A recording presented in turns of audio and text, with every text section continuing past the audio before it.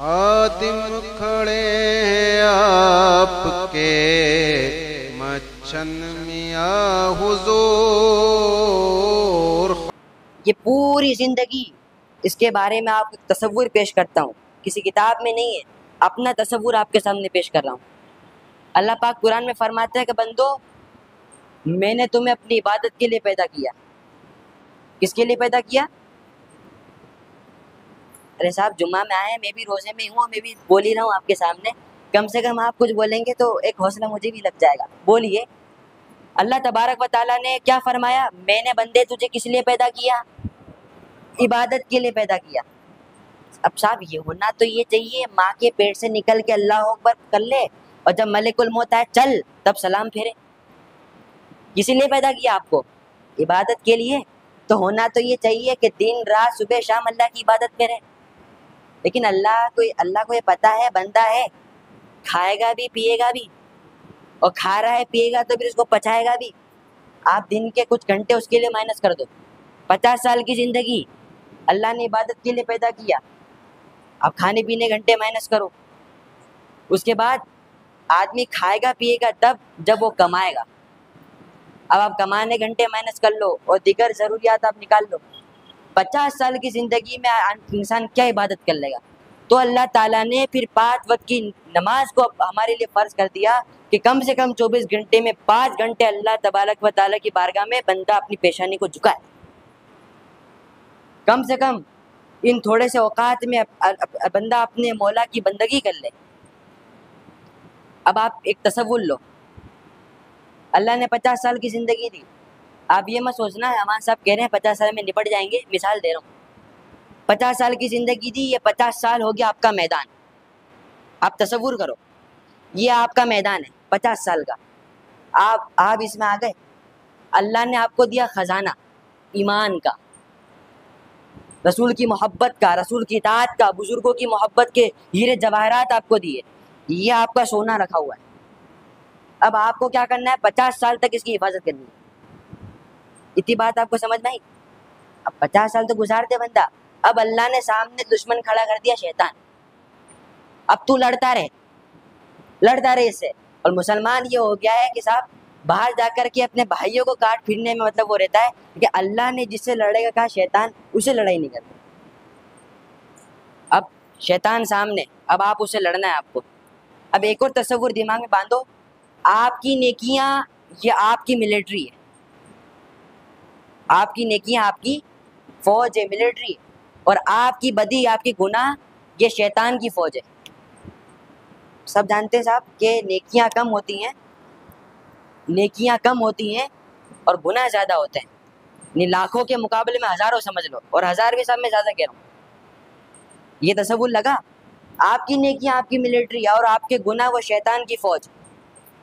یہ تصور آپ دماغ میں باندھیں. آپ کی نیکیاں بولیے آپ کی ملٹری اور آپ کے گناہ شیطان کی ملٹری. اب جو ہے شیطان نے وار کرنا شروع کر دیا، یا میں تو لے لوں گا تیرا خزانہ نہیں چھوڑوں گا. اب شیطان آیا حملے کرنے. اب بندہ شکوہ کس سے کرے گا؟ بولیے اللہ سے نا. اب بندے نے چلانا شروع کیا، یا اللہ تو نے 50 سال کی زندگی دی اور تو نے اپنی عبادت کے لیے پیدا کیا، وہ حملہ کر، اب میں کیا کروں؟ تو پھر اللہ پاک نے فرمایا کہ مجھ پر یقین کی شیلڈ اٹھا لے. مجھ پر یقین کی شیلڈ اٹھا لے.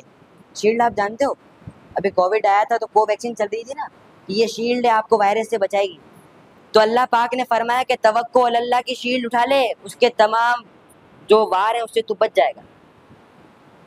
اب ہم سے اگر گناہ ہو رہے ہیں تو آپ جان لیجئے کہ ہماری اللہ پہ یقین کی شیلڈ کتنی مضبوط ہے. اب دور سے اس کو جتنے وار کرنے تھے اس نے شہوات کے تیر چلا دیے، اس نے جو ہے جھوٹ کے خنجر چلائے، اس نے ہر جو ہے ہمیں بہکانے کے کام کر دیے، ہم بچ گئے مثال کے طور پر.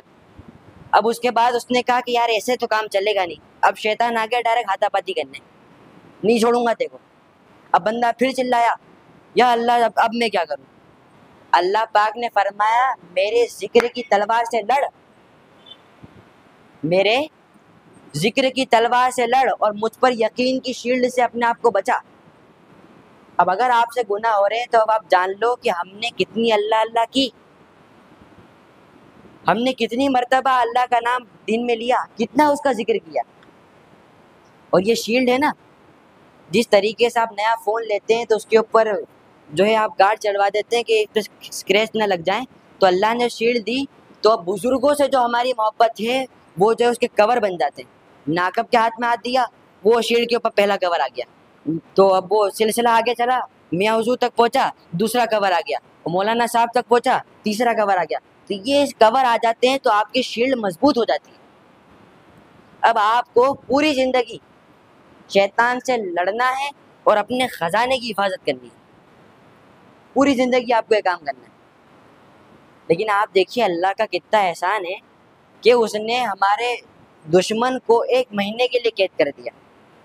اب آپ ہو اور آپ کے گناہ ہیں سامنے، اب آپ کا یہ ہے کہ آپ اللہ کے ذکر کی تلوار سے اپنی نیکیوں کو بڑھاؤ، اپنی ملٹری کو، اور جو شیطان کی جو ملٹری ہے اس کی جو فوج ہے اپنے گناہوں کو مٹاؤ. آدمی کہتا ہے یار شیطان نے کرا دیا، اب تو شیطان بھی نہیں، اب ہے آپ کو بھڑکانے والا شیطان. اب خالی ایک ہی دشمن ہے آپ کا خود کا نفس.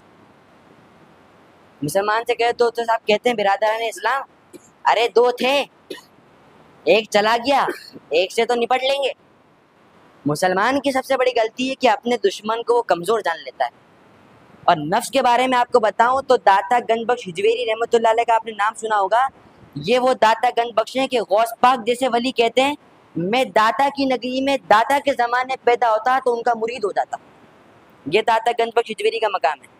اتنے بڑے اللہ کے ولی کہتے ہیں کہ ناخون سے پہاڑ کھودنا آسان ہے. میرے ساتھ بولیے، آپ کو پھاوڑا بھی دے دوں تو آپ پہاڑ کو دیکھ کے ہو جاؤ گے ایک پہاڑے سے. وہ کہتے ہیں ناخون سے پہاڑ کھودنا آسان ہے بمقابل اس کے کہ آپ اپنے نفس کو کنٹرول کرو. اب مسلمان تو سوچ رہا ہے ایک چلا گیا، ایک سے تو نپٹ لیں گے. اور صاحب یہ جو ہمارا جہاد ہے نا، جو بیک گراؤنڈ آپ کو میں نے بتایا ہمارا جہاد کا، صحابی جو کرتے تھے وہ جہاد اصغر تھا، ہم جو کر رہے ہیں وہ جہاد اکبر ہے. کہ اگر اس میں وہ کفار کے ہاتھ سے شہید ہوتا ہے تو انہیں شہداء کا مقام ملتا ہے. لیکن اگر یہاں پر اگر ہم اپنے نفس سے، شہوت کی تلوار سے یا شیطان کی کفر کی تلوار سے مر گئے تو نہ یہاں کے رہیں گے نہ وہاں کے رہیں گے. اب پوری زندگی آپ کو جو لڑنا ہے.